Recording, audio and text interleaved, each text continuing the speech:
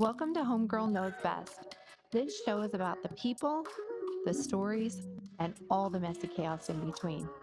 I'm your host, Jen Cameron. Let's get into it. Today's guest is someone who has built, led, created, invested, and given back in ways that have shaped Seattle's tech, media, and cultural landscape. But what I am most excited about today isn't his resume, it's the human behind it. Jonathan Sposato, welcome to my show. Welcome. Oh gosh, I'm so honored to be here. Thanks so much for having me. So I think I shared this with you when I reached out to you and I said, Jonathan, come on my show. We have so much in common. We both love art. We both love architecture. We both have a passion for helping people that are marginalized or need a voice. And we're both fiercely passionate about promoting women in the workplace. That's right. Yeah. And that goes back to kind of how I met you several years ago when you wrote your book, Better Together. Yes, thank you. And I actually came to your book signing. You did, I remember. Yeah. Tell me about that experience. Yeah, well, that was really great because it was the first time I'd ever written a book. And it ended up becoming a national bestseller, although not at the time of the signing. At that early point in time, you are hoping for the best and that it gets out there in the world. And so I was very honored when the publisher secured a book signing event at the famed Elliott Bay bookstore, right? And the one thing that I remembered was when I walked in that evening, there was like a sign outside, and it was like, do you remember what evening that was? Was it a Thursday night or a Friday night? It was a weekday. It was a weekday. I remember that. Yeah, that's right. I was there with my friend Stacy, who you know. That's right. That's right. And we'll bookmark Stacy and the funny stories there. And I remember, so say it was a Thursday night. I just remember on the sign outside, big sign, big letters, Wednesday night, Hillary Clinton book signing. She's going to read from her book. Thursday night, Jonathan Sposato, Better Together. And then Friday night, I'm going to make up somebody, but also, some famous person, a gazillion times more famous than myself there that night. So I was very honored to be part of that whole world and so incredibly flattered the turnout and people from all different walks of life. But at the same time, it was also a milestone for me in both a good way, but also in a bad way, in the sense that it was a growth moment and I realized something about myself. What was that? Well, my publisher, actually it was my publicist at the time, picked out a chapter for me to read from. And it was I think generally a powerful chapter about how women who are founders and CEOs, when they go through that incredibly challenging gauntlet of trying to raise money, trying to raise capital. Most men on like a PowerPoint deck, if they can say the right words and if they have a bit of a track record, they can, they'll raise 30 million, on like a PowerPoint deck. Most women struggle. In fact, still to this day in the year 2025, the numbers are still soberingly still the same, that there are only like around 3.5% of all venture capital goes to female-founded companies, right? At the time, it was like 2.7%, so we've gotten a little bit better in 8 years. And so the chapter that was very powerful that my publicist wanted me to read was a chapter about what happens when women talk to venture capitalists. And I remember that the chapter excerpted an actual experience from a couple of very successful female founders and CEOs that have gone on to do great things, but how frustrated they were going through that process, talking to always a room full of older white men, trying to explain like, no, this is a great concept, and being dismissed or being told that, cute concept, let me talk to my wife and see what she thinks, which to a businesswoman who is trying to launch her startup can obviously feel very diminishing. Anyway, now that I've got that set up, I'm told to read this chapter. I look up from the lectern and great crowd, and in the audience was pretty much every single founding member of a venture capital firm in the Seattle area who were there as kind of my friends to support me. Get out. And I'm literally looking at the our late friend Tom Alberg, who started Madrona Capital, and his lovely wife Judy Beck, who's a very successful person in her own right. And they're smiling, and they don't know what I'm about to read. I'm like, oh dear. And the sobering moment for me was in just, there's that saying, slow is smooth, smooth is fast, right? And I think it was a wake-up call that, hey, if I had just taken literally 30 seconds to just look up beforehand, to double check which chapter I was reading from, I would have said, hey, Grace, I'm going to read from chapter 4 instead of chapter 3, if that's okay with you. And so, but that was a very harrowing moment for me as I look up, and there were, probably like 5 or 6 people from that community that were out in the audience, and I'm like, oh dear. And so, it's okay. But did you Nobody died. Okay, after you did that though, and you read it, obviously they're in the room. Yeah. Did you ever have any conversations afterwards Actually, with any of those guys? The first thing that Tom Alberg said to me was, "Oh, you're absolutely right about that. We were there have been times in the past when we were not at our best, or something like that." Yeah. No, the reason why I felt sheepish about that at that moment was precisely because those were not the people that this particular anecdote was about. So I didn't want to sort of you didn't want them to feel that you were schooling them on exactly, something, exactly, right. So what struck me about the book at that time was I'm in an industry where my entire career has been challenged by kind of the good old boys club. Yeah. And recently I had an opportunity to talk about this doing an article for someone, and I went home and had this conversation with my husband. And one of the questions was, have you ever faced discrimination, harassment in your career? And I said, when have I not? Yeah. And Scott said to me, he said, but you haven't, have you? And I looked at him and I went, oh no, we've never had this conversation. Yeah. And the conversation was, just because I still did the thing, it didn't mean it didn't make it 2 times, 3, 4, 5 times as challenging or hard for me to accomplish something. Yeah. And Right. we were sitting at Thanksgiving dinner just a few nights ago, and my daughter-in-law's parents were there, and we were just sitting around the fire and started talking about kind of her evolution growing up in business as a woman. And she told me a story about one of her bosses slapping her. What? Slapping her. And I said, what do you mean slapping you, like on the shoulder? She goes, no. And I said, how could that be acceptable? Yeah. And she goes, it was like you were a secretary at the time, or you were this at the time, and you had children and all these things. And I went, terrible. what? I didn't even, how far have we come? Yeah. And we still have so far to go. We really have so far to go. I would assume you want this podcast to be uplifting and positive, and so I don't mean to be the bearer of bad news, but I feel like that things are not. It's kind of, there's multiple things going on. There are parts that are getting a little bit better, but very, very slowly. Like we're going backwards. Yeah, and then there are parts where we're going backwards, where if you. Sadly, you don't have to be online on the internet for very long before you run into.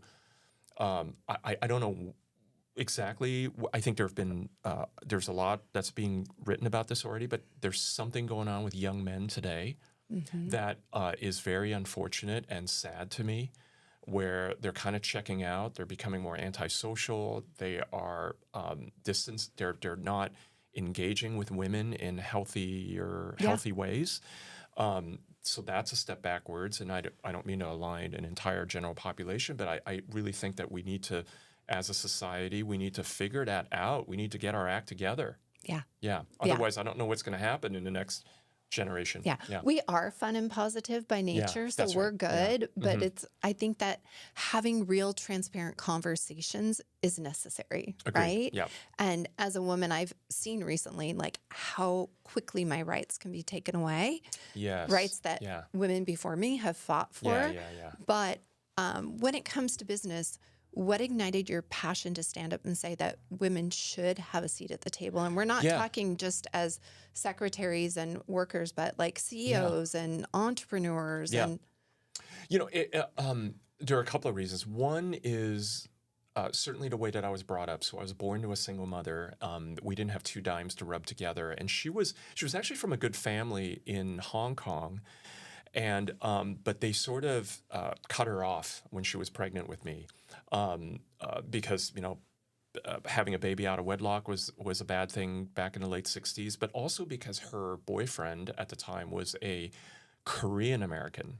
He was from a very good family, a cardiologist, educated, but at the time, Chinese, Korean, that was like not really two cultures that mixed very often. And so for multiple reasons, she raised me on her own. In fact, at the age of 3, she couldn't really afford to raise me, and she needed to it's a lot for one person to handle in the crappy part of Brooklyn when Yeah. there was a crappy part. And so she gave me up to live with my maternal grandparents. And so years later, I would read a book by Carol Gilligan called In a Different Voice. And she's a Harvard sociologist who did these long-term studies about how boys and girls develop differently into men and women, and how the way that they develop changes the way that they communicate. And there was a really interesting chapter in that book about how boys born to a single mother, who were raised by a single mother, tend to be more symmetrical in the way that they communicate to the two different genders. And at the same time, I was noticing that as a young man, there was nowadays, I think they would call it code switching, where there was a different way of talking when you were with a bunch of guys and versus when you were in mixed company or with a bunch of women. I did that. And so, and that switching I noticed very acutely. And frankly, I wasn't always very comfortable with it. So I would find myself, I was the kind of guy that, I always had a lot of friends growing up. I was very social and outgoing, and shocker. I got along with everyone. I was, student body president of my high school, and I sort of rolled with, everyone, the popular kids, the jocks. I played sports, as well as, I like to also sometimes sit at the table with the folks that were less popular, and just, I just liked everybody. And but the changing from all male spaces, whether it was, when you're in the locker room, you're getting geared up for your football game, or later you're in college and you're in a fraternity, it started to make me feel uncomfortable. I'm like, you know what? I'm kind of not really that, nowadays you would say bro-y. I'm not that bro-y. I'm just not. And there's nothing wrong with being a bro, but I'm just more comfortable in a mixed environment. And I've always been comfortable in a group of women. I feel like that the conversation is sometimes more heartfelt, more authentic. Nobody's putting on airs, at least not in the same way that men are when they're sort of all together. I'm a little bit broken in a sense that I think when you're an only child, like that alone kind of makes you a little clueless to all of the things that people do in life to sort of establish some sort of hierarchy or vertical. And there's a lot of research out there, which I referenced in my book, Better Together, about how men, there's the concept of being inside a box, and men are very uncomfortable when they're with each other. There is a box that gets quickly defined, and you're expected to stay in that box. Is that like the alpha box? I don't know if they call it an alpha box. Maybe they call that now. But it's like a box where, like, these are kind of some unspoken rules. You do this. You dress this way, and don't go doing anything fancy here. Maybe you talk a certain way, you like the certain things, you're expected to behave a certain way, and that's called the box. And to tie it back to something that we said earlier, I think the problem with young men now is that box is getting more and more small and specific for some of them. And so there's not a lot of room to really grow and do different things. And so women, on the other hand, it's not a box. It's something else. It's like some much more. There's greater optionality for the participants. And so, bottom line, I started noticing that stuff in business, and you can really feel the palpable difference if you're lucky enough to found and start your own company and to hire your own people. There is a big difference. Sometimes when you just happenstance, you start a company with 2 other male co-founders, and so it's 3 guys, and you start hiring people, and they're usually people you know, and before you know it, a company's 50 people big or whatever, and it's mostly men.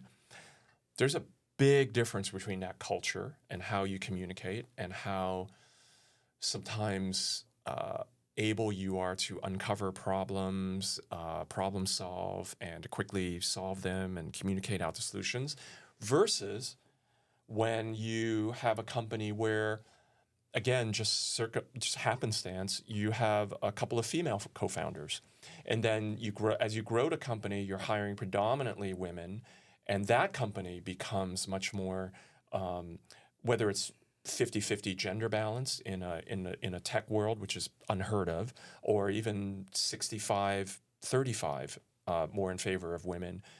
When you've run those companies, you're like, wow, that feels a lot better. And so trying to uncover why that felt better, is it just a feeling, or are we actually getting better results, was the origin of the book Better Together, which the whole, not the conclusion, but the premise of it is you're going to get better business results. That companies with more than 33% of its board consisting of women are more profitable.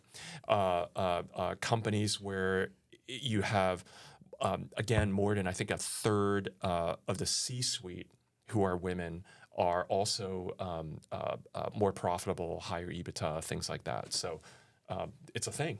I remember when you wrote the book, there was a quote at the time, how many women were CEOs in Fortune 500 companies. Yeah. If I would have thought before this, I would love to compare that from then to now to see. But so many of the companies that you've started, this is a great kind of going into your history. 2 companies that you built sold to Google, correct? That's right. PicMonkey sold to Shutterstock.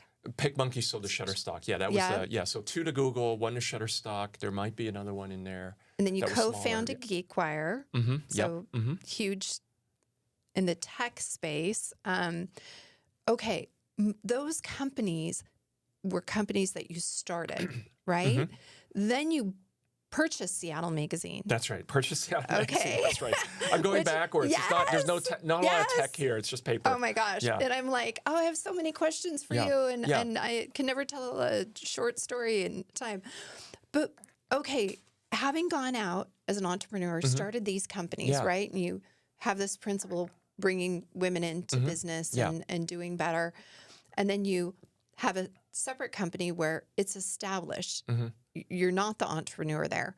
You're coming in to somebody else's culture, landscape that's already started. The differences between the 2. Yeah. You want me to talk about the differences? I want you to. I would say that there are. I think that to reduce it to its simplest sort of terms, in the world of M&A or mergers and acquisitions, when you create a company and you sell it to a strategic buyer, the biggest challenge is meshing the cultures. Like when Google bought Fatbits or Picnic.com, those companies had to become more Google-like. And part of the teams that meshed with us at Google needed to become more Fatbits-like or more Picnic-like. That's always a challenge. And so buying being a buyer this time of Seattle Magazine, it's the same thing. You have to be really sensitive to like, what's the existing culture? And then how do we harness what's good about it? And then frankly, what's less good about it that we might want to, over time, work its way out of the system. And so I would say that it's fascinating to me. I think I would just take the opportunity to say that I believe a critical success factor for anyone who's an adept, a good CEO, is to be able to switch gears and to be able to talk to anyone. And so I think that's a trait that you have to have in order to do M&A successfully. I've had offices where I've walked in and been hired to either manage them or turn them around and make them productive. And then I've had the opportunity to start them from the ground up. Yeah. And I will tell you, it is easier for me in my role to take something that I build That's true. because I build it and infuse that culture and then nurture it and grow it. Yeah, it is easier to do that. It is just easier when, everyone's sort of values and mission is aligned and all of that, which is what I've done with, my other media property is we just launched a TV channel. Yes, we're going to fully get into this. Right. That is just like the most amazing thing. Thank you. But I do want to ask you another thing about the magazine because please. I want to know why. Why were you interested in purchasing Seattle Magazine? Yeah, and I want to, before I answer that, I want to in turn ask you, does it seem like it's a total outlier? Like, does it seem like a total non sequitur? Here's, with Seattle Magazine, I will tell you the difference. I didn't care to pick it up at the newsstand previously. And then I think I had shared this with you earlier today. There was one edition you had done and it was on second homes or vacations and things. And I picked it up and then I went, I'm seeing this, I'm getting it. The voice of Seattle wasn't captured before. Yeah, that's I feel like the magazine is extremely authentic to who we are. Yeah. And it does a really good job of sharing our stories and not just stories about, restaurants or, real estate. People. Yeah. And that's what makes this interesting. People and culture. Yes. Yeah, exactly. So you've nailed it on the head. I think you get to a certain age and you want to think about, well, what am I here to do? What sort of value am I adding to the world? And I bought Seattle Magazine because I felt like it was a chance to change the conversation for the better. And there are a lot of good reasons to be mad at Seattle. There are a lot of good reasons to be sad about what's happening, both in the world at large and about Seattle. I am an eternal optimist, and I feel like that I've always felt like this, that we live in a world-class city, but sometimes we don't act like it. And some of us just don't know it yet. And so the entire investment thesis in buying Seattle Magazine from an out-of-town owner, by the way, which that's wrong. I mean, nothing against the out-of-town owner, but it's like it should be locally owned. Yes. And run by people who live here, who, like myself grew up here, and who understands the changes that the city and the amazing growth that the city has gone through. So every issue in my owner's or publisher's letter is a total raw love letter to Seattle, right? And we acknowledge its flaws, and we do so, excuse me, in substantive ways, but we also want to provide solutions and positivity and optimism for the future, because I happen to think that this is the best city in the world. We have a shot at being thought leaders for the world here in Seattle. We are, it's no secret that all of the things that come out of this region, two of the most valuable companies in the world are based here, right? It is not Google. It is not Apple. It is not Tesla. It's Microsoft and it is Amazon. Love them or hate them. And then there are other companies like Yes. Starbucks and, Costco and Nordstrom's and UPS that are all wonderful Boeing, so this is a world-class city and we need to act like it. And I also felt that, my own sort of interests in the arts or architecture and the performing arts, that we are world class in those things, and we need to tell those stories as well and be very Seattle proud. I mean, you look at the P&B.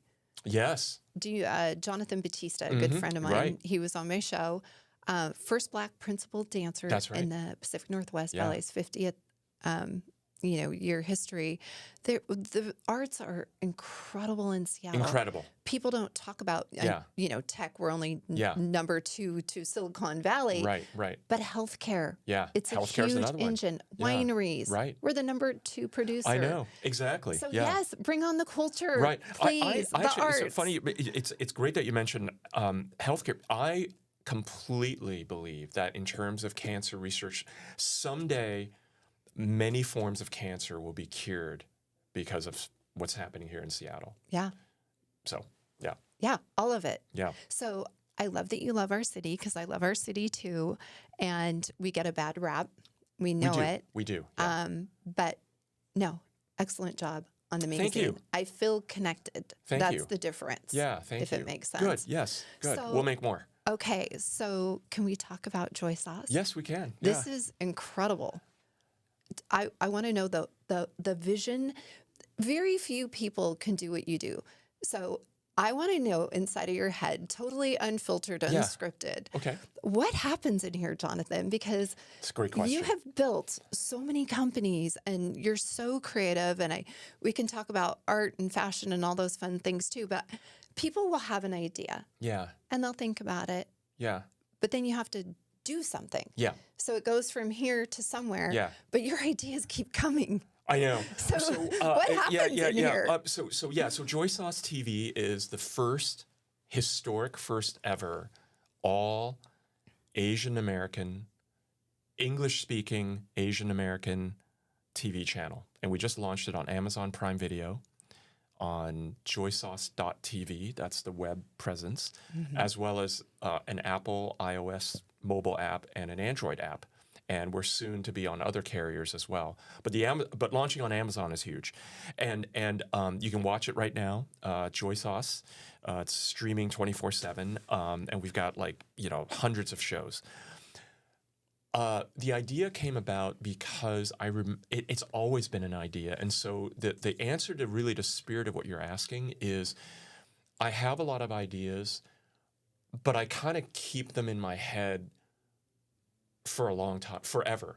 Like JoySauce, truthfully, has been an idea in my head since my teens. Wow.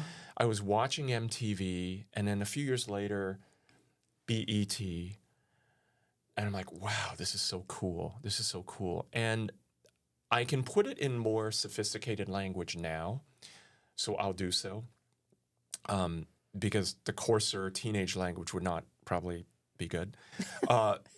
I would say that I felt that as a young Asian American teenager, that Asian Americans were good at accruing financial capital, that kind of capital, right? We're good at being doctors and lawyers and engineers, but we're not great at accruing cultural capital, right? In coarse teenage language, we weren't cool. Now, somebody out there who's Asian American, who grew up during the 70s and 80s will say, oh, that's not true. We were always cool. And sure, we were always cool. Absolutely. We had Bruce Lee, and then he sadly died. And I just felt like that there was not a lot of iconic Asian American personas that I could look up to. Is it fair to say that there was a pretty defined stereotype? That's right. That's right. Whereas if you were, every group, whether you're white, black, Asian, Latino, every group has their stuff. But I would say that for an African American kid growing up at the same time I was, there were a couple of many archetypes that you could kind of aspire to, like, oh, but all of them cool, right? And so I felt that there was a need for, first of all, in business, sometimes if you are the aggregator and if you can bring everybody together and create a platform, there's an advantage to that, right? But if that aggregation can happen in a way where it was aspirational and could have this cultural capital that I'm talking about, then that's a win. And so that's what got me interested. And so I think you're really asking, how do you have all these random ideas and how do you bring them to fruition? And it really is that sometimes I harbor these ideas for a long time and I'm waiting for the right moment to make it happen. Oh, I think a lot of people could learn if they could just like have a day with you where they Is could that just right? learn how to take something and bring it forth. But what I love about JoySauce is it's not stereotyped and it's actually No. joyful. It's joyful. Yes. Truly. That's the other thing. Yeah. Right. Yeah. Thank you for noticing that. It's I think for too long, and there's nothing wrong with this, but a lot of recent Asian American narratives have necessarily been a little more about darker things, whether it's to bring to light anti-Asian hate crimes or what we now know about intergenerational trauma and how that can persist, down across generations. Those are important things that we need to talk about. As an entrepreneur, I've been there before in gaming, in the photo space, in media space. There is always a first order set of things that everybody thinks about and tries to create value around when you're doing something new. The key is, how do you leapfrog past that so that by the time you create your new thing, you're not focused on the first order things. You're focused on something. What's the next step? And to me, the answer, what is the next step in terms of Asian American narratives, was more joy. And I talk about how I want Asian Americans as a community and our allies and family members, right? My wife is non-Asian. I want everyone to stand with greater stature, walk with more swagger, and to dance with more joy. I love that. Yeah. I love that. So to you, is that, if you're looking at Asian American representation done right, how would you encapsulate that? How do you know that you're getting it right? Yeah. It's a great question. I'm not sure that I have like a one sentence answer other than that that Asian Americans are portrayed in a way that's anti the stereotypes. That's number one that you have to do, is that that these characters, these stories that we tell have to be inspiring to some 11, 12, 13-year-old young Asian American person watching TV, and that they feel like that they don't have to be someone else. Yeah. When they grow up. So I think that's number one.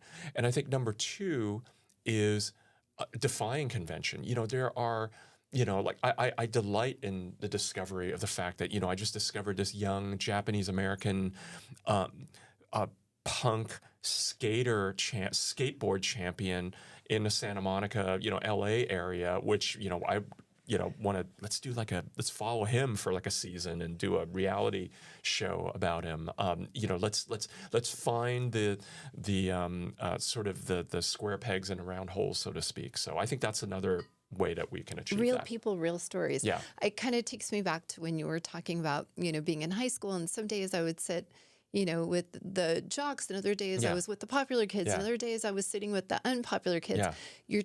You're a community builder, you're a bridge builder. I think so. And I think that these outlets give you a voice to do that, Yeah, right? that's And right. to bring Yeah. people and cultures together and to share in a very unexpected but yet authentic way. Yeah, right. Which is cool. Good. And you have a son, Yes.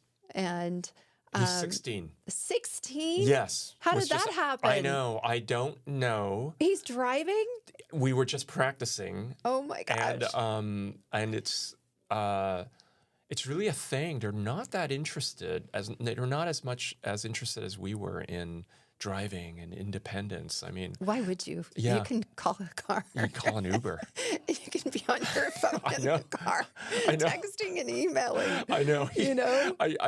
Something went wrong. We should have incented him to drive, to want to drive, Oh my gosh. and once that Uber app got installed, we shot ourselves in the foot. Oh, I remember you talking one time about like having a drum set like in the middle of the room and Yeah. letting him just play. Yeah, let him play. Like you don't need to go in the room, shut the Yeah. door, be quiet, Yeah, whatever. right. Just play. Yeah, just play. Yeah, that way there's no barriers. Just put your headphones on. Warn us.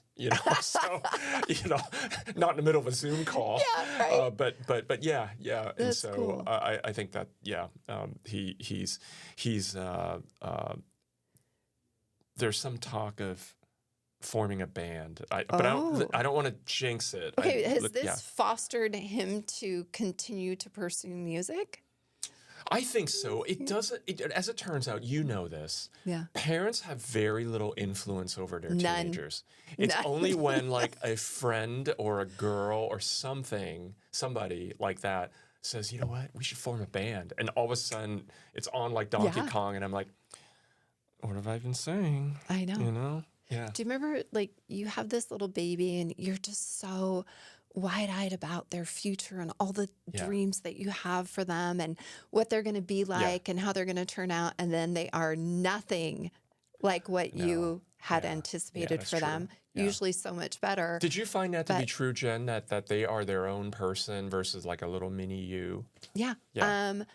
My son is so much better as a heart-centered guy who's empathetic and he's a supporter of women. He grew up with a single great. mom Yeah. and a dad who was gone a lot. So the influence was a lot of women. And I remember he could always go into a room full of adults, sit down and have a great conversation. And I thought that was so that's right. interesting. Yeah. His friends would be like awkward, like, why are you talking? Right. So that when you were talking about Yeah. how you're shaped by a single mom and boys, I was really identifying and starting to see, oh, okay, I understand some of those things. But, there are some very strong values you have, which, I would assume that you're hoping to instill in your own son, such as the way he treats and looks at women or That's very important. giving back and giving voice to and looking out for other people. Yeah.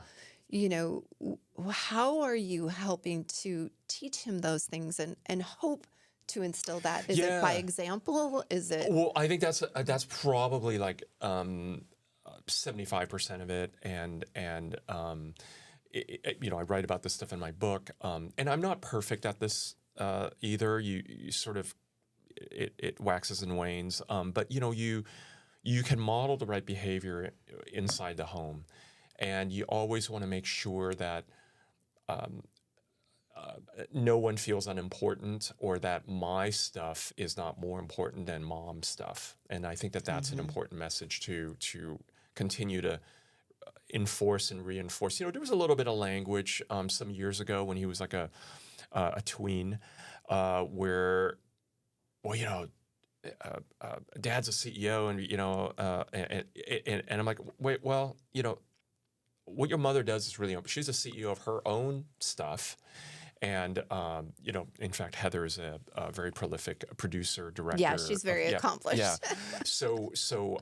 But because she doesn't have 100 employees or something, I think to a kid, it feels different. So I think correcting him on that stuff is important, and modeling the right behavior at home is important. Chipping in. Let's not be too cliche about what things are mom's domain versus dad's domain. I assure you, Heather is better at changing a tire than I am, and I clean up the kitchen faster than her. So, and then the 25% of it is using I think it's important to use real life examples of when he is going through times when he is like he had a girlfriend and then. I think he was 15 at the time. And so that, it wasn't something that was going to last. And then so when that wound down, it was something that we could kind of talk about to the extent that he was not too embarrassed to talk about it. And which is one of the hardest conversations with your kids because they are so sure that this is not going to end. Yeah. They don't know where it's going, but it's not ending. It's not ending. And it's not going to That's keep right. going. And I think and then when it does end, and then when they're mad at the other person or something like that, you have to make sure that they understand that, oh, you know what, it's just, this stuff happens, and it's not like, girls or women aren't bad. It's just, it just, this stuff happens, and that you'll find somebody else, and then and the next relationship is another opportunity to kind of talk about those things, and talking about being respectful and always meeting the other person more than halfway, and so all the things. Do you think he'll inherit any of your entrepreneur genes? I hope so. I've had a lot of fun, and I want him to have a lot of fun. But he, to be honest, he feels some pressure. I don't pressure him. Yeah. But he's already using some language along the lines of like, Dad, I just want you to know that I'm. No, he said this. I think he's wrong, but and even if he's right, that's fine. But he said, I'm very likely not going to be as successful as you. So, I don't know what I'm going to do, but these are the things that I'm interested in. So I encourage him all the time. No, buddy, you're already way better than I. And that's true. He is his EQ is so high. He is so astute about human interaction and, and doing the right thing. He is so kind to his friends. He's way less sort of selfish than I was at his age. So I think he's going to do great. Okay, that is success. And I've noticed it because, my son's 30 in a month, right? But even his generation had a deeper understanding that life isn't only about me. Right. Like, Jonas always wanted world peace and to strive for just people to be happy, right? Less motivated about money, probably. He also had a strong mom, so, he's going to take his own path. Good work. But thanks.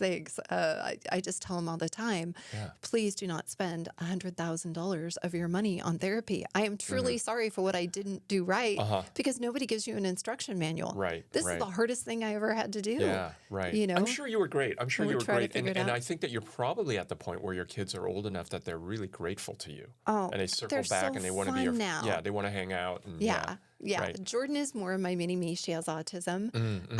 And so she's with me all the time. But she's at that point where she'll do something like she'll touch me or I'm sick, I'm not feeling well, or she'll pat me. And it's the same. I feel it's me. Yeah. Like that's how I do that to her and I get it back. Right. I live for those moments. But that's really great. Can we talk about all of your collections? Oh, okay. Yes. There's many, right? There's jackets. Yeah. Yes. Oh, boy. Can we talk about your jackets? Because they're epic. What started that? Like, how did that? I don't know. What was I don't know. You're referring to. First, describe your jackets. Yeah. So I guess I have a bunch of old punk rock jackets. I think that they are a form of sort of history. I think that I have always taken an interest in sort of these edgy, marginalized communities, and I think that I just remember how much I admired that subculture,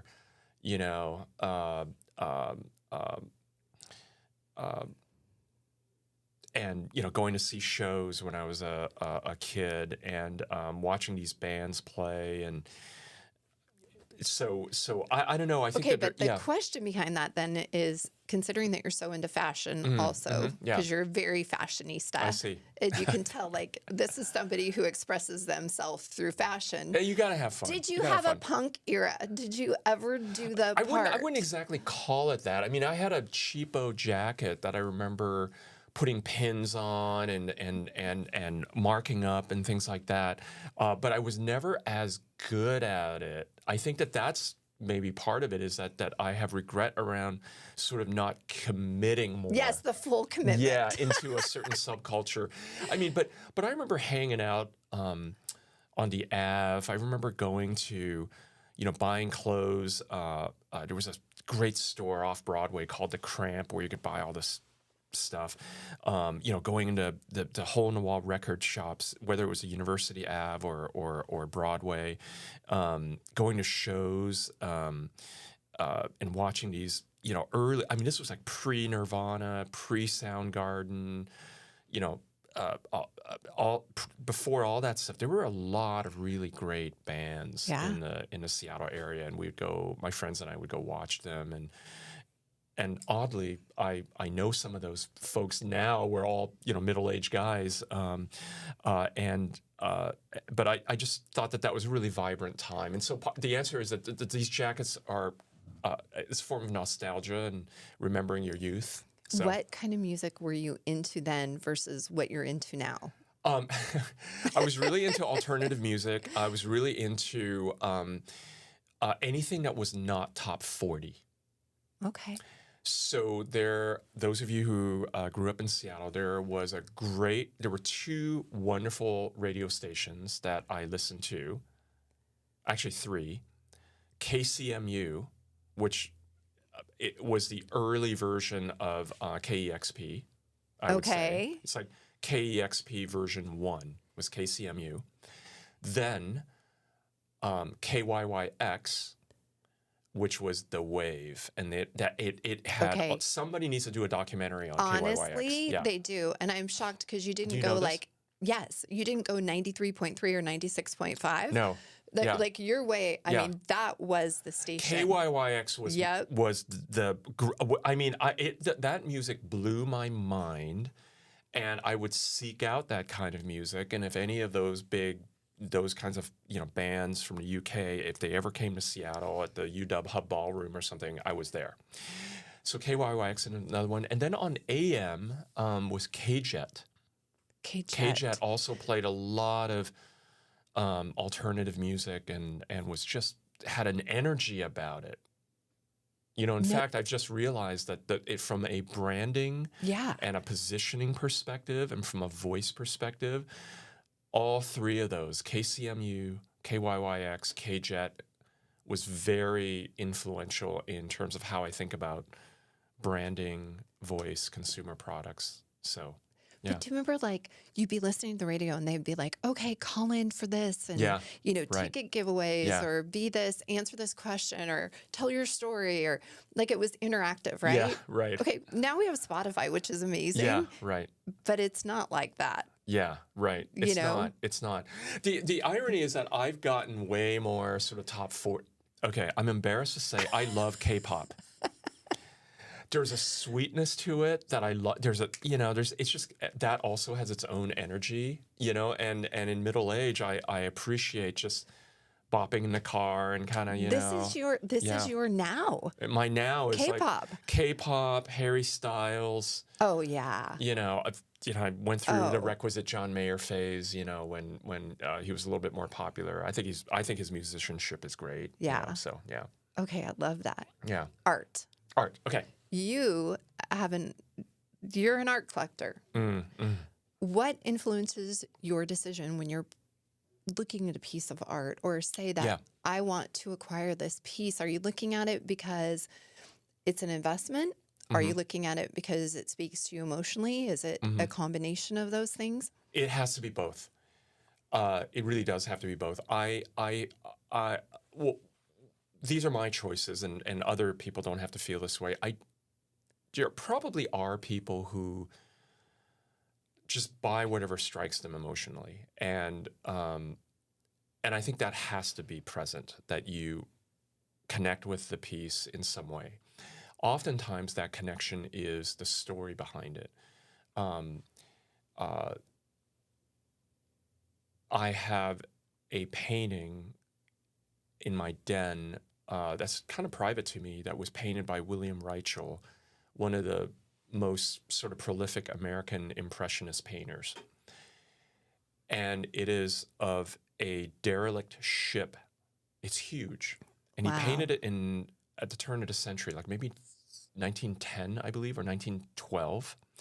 And it's this huge painting of a derelict ship floating in the ocean, and it's got barnacles on it, and the sails have been ripped off, and there's like seagulls, and maybe it looks like vultures circling, and it's very, some people see a dark image, while others see an image of indomitability. Like, you can't sink this thing. It's survived. That's what I see. So it connected with me emotionally. It so happens that William Reichel is one of the most revered American Impressionist painters, period. They're not making them like they used to. Yeah. And this was his most, this was his personal favorite painting. He never sold it. He had it in his studio, hung above his desk until he died. And it wasn't until he passed away in the, I want to say in the 60s or early 70s, that his estate auctioned it off. And Wow. I'm the third owner. And so I think it has to both connect with you. The story has to be interesting. And I haven't even told you the story of what that's about if anyone's interested. But as it also has to be a sound investment. Yeah. Right? Yeah. I've always loved art, and I've kind of used it as a reward to myself. Mm-hmm. But I was more that, okay, I'm purchasing this because I'm Yeah. emotionally compelled, or I've Yeah. met the artist, and then Right. I'm so fascinated Yeah, because I right. understand something. And then recently, the agency introduced the Agency Art House, and there's a Wow, woman, neat. Arushi Kapoor, Uh-huh. and she helps our clients acquire art as an asset. Yeah, and she's yeah. phenomenal. Mhm. She's actually in Miami right now setting Mhm, up. So mhm. Yeah. I've learned so much from her now I bet. in a different way. Yeah. And so I'm starting to look at art differently. Yeah. You know, but I think when you have something like the piece Mm-hmm. in your office that you just described, you own it, you do know that's a privilege to own that piece. 100%. It And is 100% a privilege. And you- I feel sometimes uncomfortable talking about it. No, it's yeah. honestly, it's in good hands, right? In good care. And I think of that too. Like if Yeah. you're the third owner of something and you understand and can appreciate it and identify. But what prompted your interest in art? That's a great question.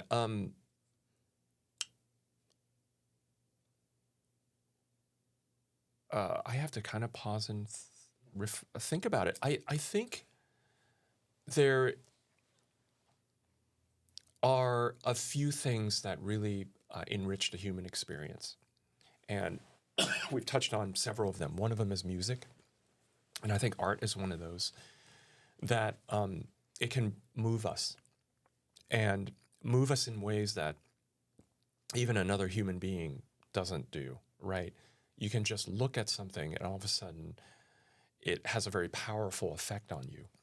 And I think that's super interesting. And I think when you acquire art, I mean, there's even a broader question. There's one question about like, hey, it's a privilege to even have a conversation about acquiring art.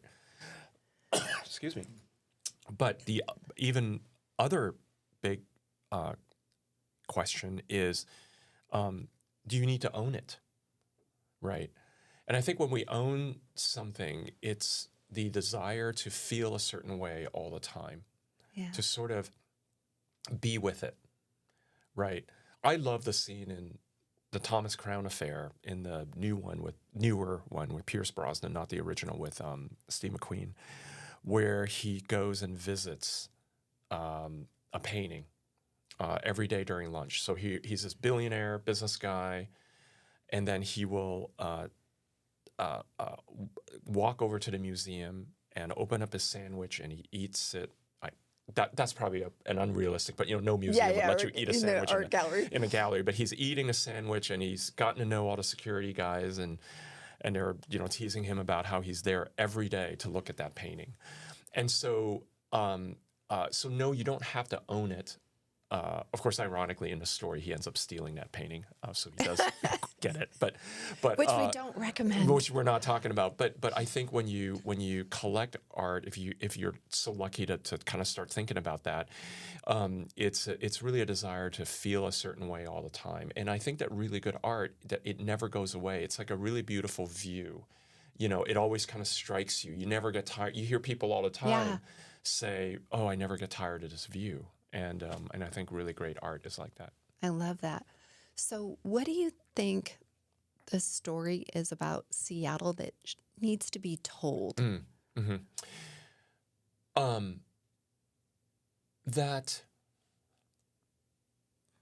we have a phenomenal culture, and that the Seattle culture is really unique in how it forges ahead in 3 or 4 of the most important human endeavors, whether that's in kind of science, not just computer science and technology, but brain science, cancer research, aerospace, industry, manufacturing. There are a lot of things that we're doing to advance the species. You know, we're thought leaders in climate change. That's another one. So we're advancing the species, the world. So that's a lot of Seattle stories that need to be told. I think a second one is how we're also unique in the way that we convert value back to the community. It is no surprise that the Mackenzie Scotts and Melinda French Gateses of the world are here in Seattle. There may be others like them in other cities, but I think they exemplify, and by the way, that's just the 2 that I can name that everyone knows, but there are a lot of philanthropists in the Pacific Northwest region who are humble, understated. They're not flexing all the time. Maybe secretly they have a piece of artwork that they like at their house, but they're not posting about it on Instagram. And they don't even have Instagram. And so I think that that's also incredibly interesting to me. And I think some of us who grew up a certain way, who might have felt disconnected with, you know, like I did from my extended family for a while, we were never given the playbook. Hey, this is how you're supposed to behave. You know, I'm actually always a little bit envious of friends of mine who come from these families where there's been generational wealth, or somebody opens up the playbook at some point and says, okay, this is how you should behave. This is the kind of house you should buy. Not too big, not too gauche, not too ostentatious, but also one where you can have guests, whatever it is. There's some sort of secret playbook that I've never read. For those of us who've never had that playbook, I think we look up to the Melinda Gates Frenches of the world, or the aforementioned late Tom Alberg, or folks like John Stanton, or Mackenzie Scott, for some role modeling. Like, okay, this is kind of maybe a good way to go about doing things. Yeah. Right. This is how you pick the right causes to have your DAF be set up to give money to. This is how you prioritize those causes based on what aligns with your values. Maybe there are important times when you gift anonymously because it's, you know, you want to not you don't want to be distracting to what that organization, you know, things like that. So.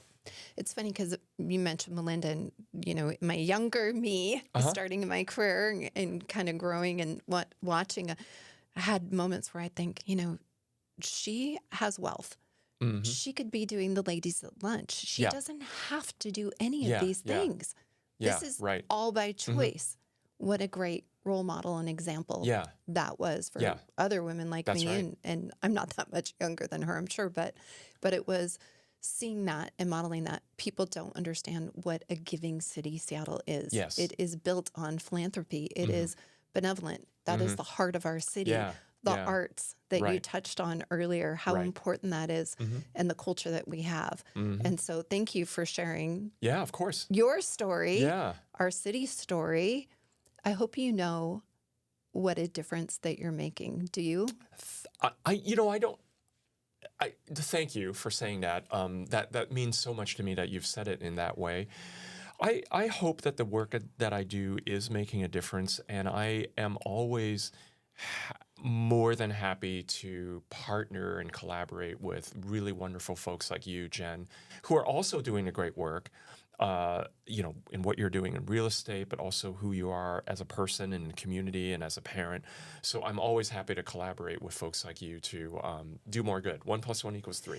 That's Better right. together. That's better together Yeah, that's right. always. Yeah. And sometimes we can see the effect we've made, right? Yeah.